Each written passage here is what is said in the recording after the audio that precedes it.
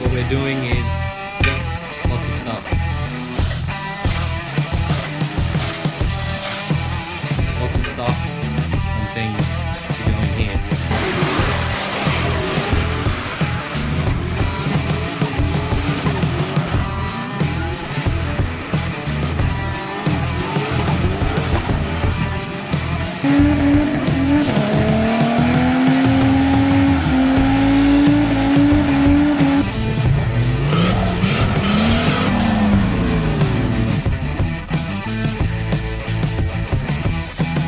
What's going on today, guys? Hope everyone's been well. Today we're going to be doing something that I didn't really want to be doing, but I thought was coming anyway, so it is what it is. As you can see, I've got the motor back out of the bloody SS again. She's come out. She done Matsuri. Well, as you've seen, it wasn't in there the whole time. It's done till Saturday night on Matsuri. Pretty sure I explained a bit of it in the last video. Yeah, just wasn't really happy with it. Not played up, but it sort of had a little bit of a fit at one stage, and I wasn't too sure whether it was the motor or whatever. I didn't want to keep pushing it just in case, because as we know, bloody LS prices are ridiculous nowadays, so better off keeping everything intact as much as I can. And just pulled it in the shed and then just drove the rest of the cars for the rest of the weekend. So today I've already pulled it out. I didn't want to bore you with that sort of stuff. I've got it sitting here on the bloody stand, flipped upside down, all drained, water drained, full majority of it, and guarantee when I pull the water pump off it's going to friggin' go everywhere. But I want to have a look in here. I haven't gone into it yet, just pulled the sump off,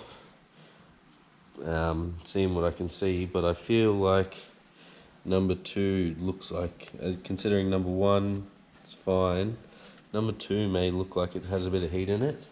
Oh, let's get the light, and I think, where is it? Number 8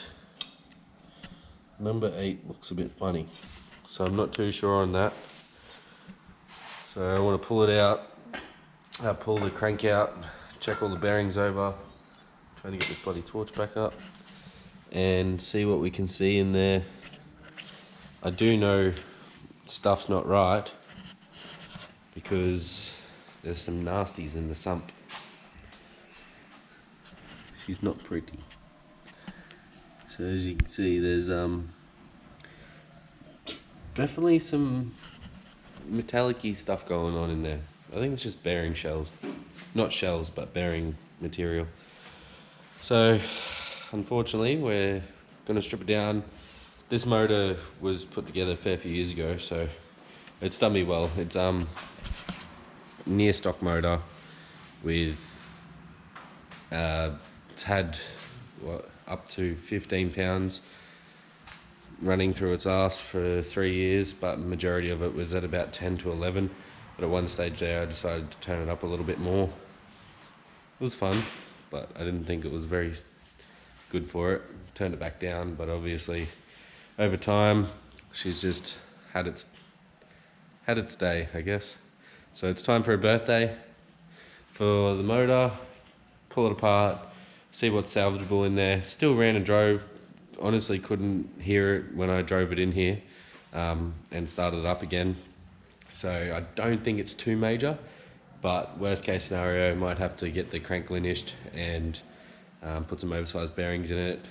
And I'm tossing up whether I chuck some rods and pistons in it and maybe turn it up a little bit more, so then she's good to go and a bit more safer for the power level that I sort of want to run on the track. I've done really well on tyres at Matsuri, so I'm thinking maybe the power level wasn't my issue when I used to take my ute there at 600 rear wheel horsepower and just destroy brand new tyres, but the amount of track time on those tyres without stopping, just continuing to kill them. Obviously they overheat and they fall apart a lot faster, and I'm beginning to see the difference between letting them cool down and stuff, so I'll be doing that in the future. But for now, I'm going to strip this down and we'll see what it looks like on the inside.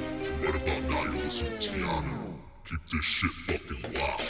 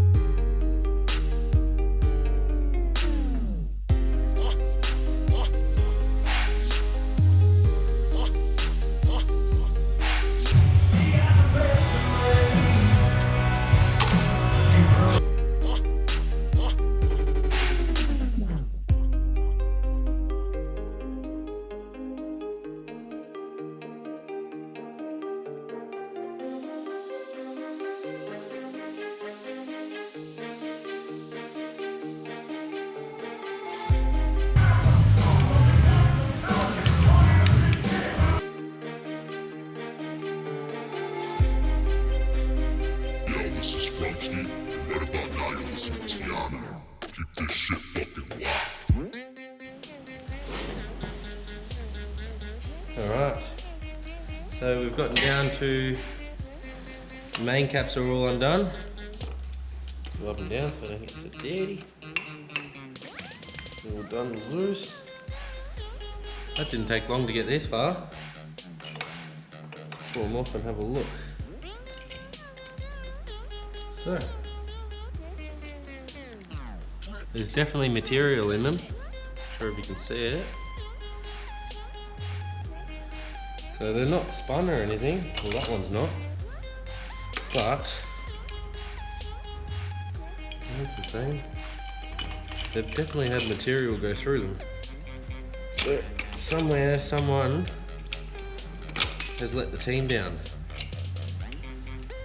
Just gotta find out who it is. Not him.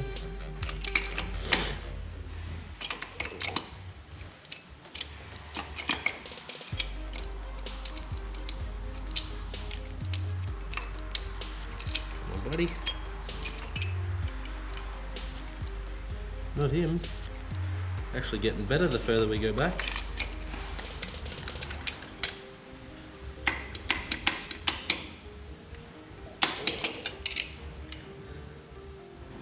Not him. They're actually not too bad though. Yeah, there is friggin' marks on them, but the amount of oil that was in the sump, it's actually not too bad.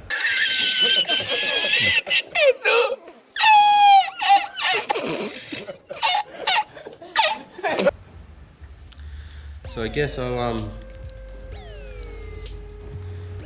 put a little bit of pressure back on these, rotate the motor over, rotate the crank, and undo these main caps, the ones that I'm thinking, the rod caps.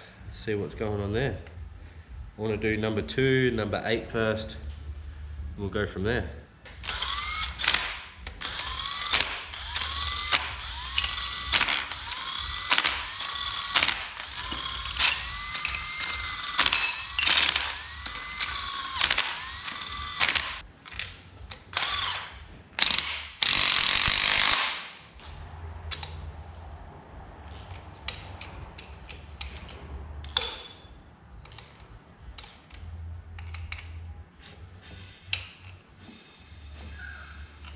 Oh, pretty sure I can feel someone making some noise. I'm not sure if it's the piston, the rings. 10 or 11? I think they're 11. 11. Let's have a look, see.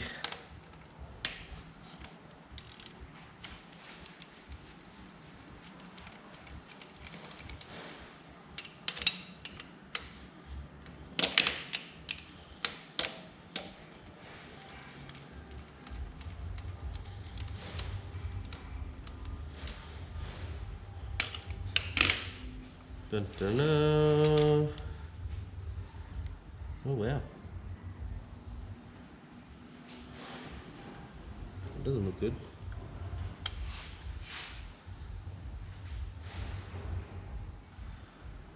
Yep. I think we found our culprit, guys. Bloody found him. Bearing material everywhere. And he's stuck to the crank.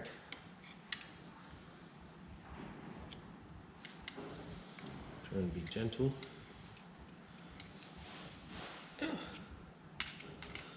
Please give it to me.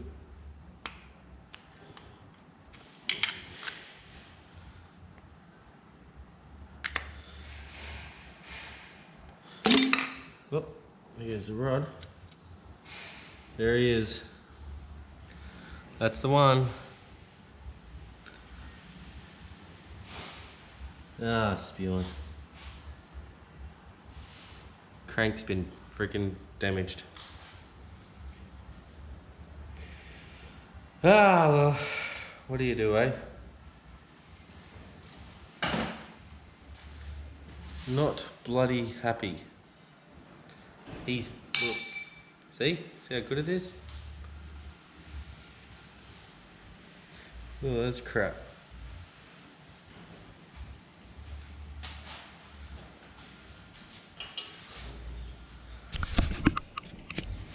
So,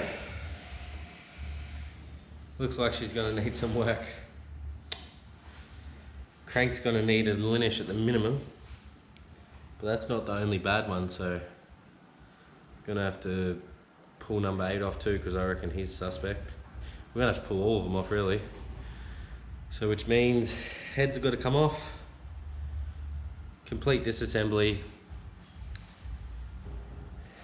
and work out what I'm gonna do. I really need to work out what I'm gonna do first, because in theory, what I would like to do would be strip it completely down, send it over to Benny at Precise, get him to check the block over, clean everything, linish the crank, and like I said, what I would like to do everything else, replace cam bearings, dip the motor, and machine, probably bore it out, 20 thou, set of forged pistons, forged rods, and then reassemble it. That's what I would like to do. What's going to happen? I do not know. But this is the game we play. We push things to their limits. Like I said, this motor's been together for 3 years now. When it first went together, I'm not even going to get into that story. Let's just say I had a helping hand that was actually doing the opposite for me and did not help me one bit. If anything, actually damaged the motor on the first assembly, but you live and you learn. So then it was reassembled again by me, and obviously the damage had already been done by then, and this is where we end up. But it lasted 3 years at 600 horsepower. What can you do? We had a lot of good times. It doesn't really owe me anything now. That amount of time, I had a lot of fun, so oh well, things happen, and let's make it bigger and better for next time. I might spin her over, we'll have a look at number 8, and then we'll probably end it off here. Very short, boring one, but it is what it is. At least we know the motor's is disassembled now. We know what the issue is, and we can move forward from here, guys. So let's get that one off, check it out, and see what's going on. Well, she's still got compression, so that's a plus.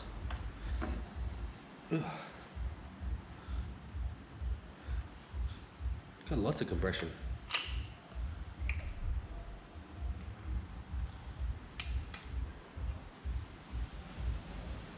There's the other bearing.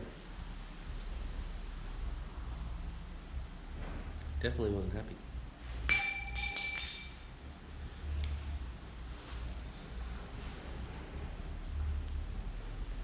Come on, ratchet. Do your thing.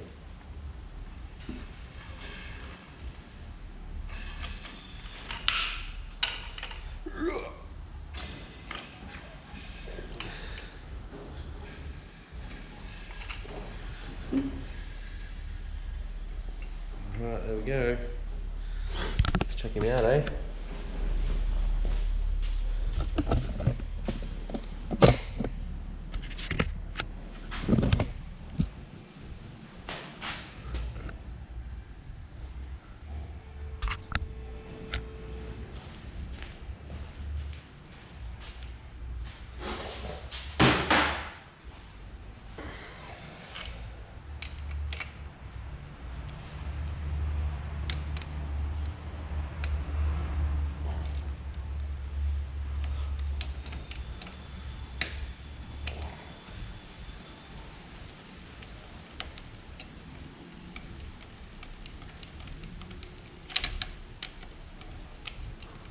Oh, another thing.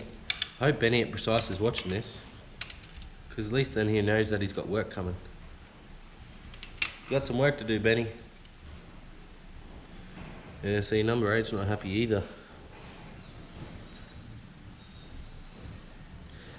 And if these are spun, and as you can see they've put heat into the caps, we're gonna have to go bloody rods and pistons. Or at least rods anyway. What's the point in that? Pistons are the weak point. So, yeah. Have a look closely. And you can see they're not happy. Hasn't really done laps in there, but she's definitely generated heat. So that's where we're up to on this one, guys. She's disassembled now. We know what the issues are. I sort of knew what they were already, but unfortunately, well, actually I want to have a look at this crank from this end. Yeah, machine work. So yeah, what it looks like we're up for is oversized rod bearings, lineage crank, rods and pistons, cam bearings, get the motor dipped. While we're at it, I've got a set of ported heads there. I'll chuck a set of ported heads on it. Chuck another set of ACL race bearings throughout. Pretty sure that's what's got in it. Well, this had King race bearings in it, that's right. So, strip it down completely, send it over to Benny, have a talk with him, see what he wants to do, and go from there. Don't think I'm that disappointed, guys. I am disappointed because it takes time off the road for, like, time off the track until we get the track car back on the road, but I have other plans coming up for that. So I plan on releasing that soon, what I want to do, to get me back on the track faster than waiting for this thing to be rebuilt, because obviously time and money is a concern with this. But at the end of the day, she'll be back bigger and better. We can have more fun, more smoke, more horsepower, more boost, which is what we're all about. So I'm gonna end this one off here, guys.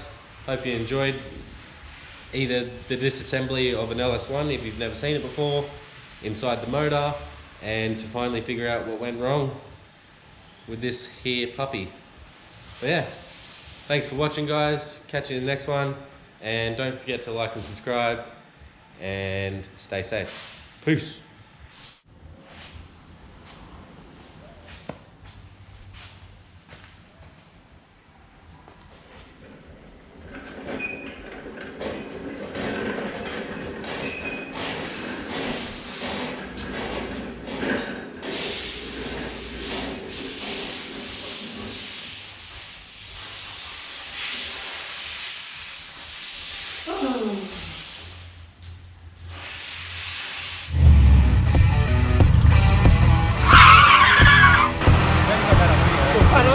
I'm still going.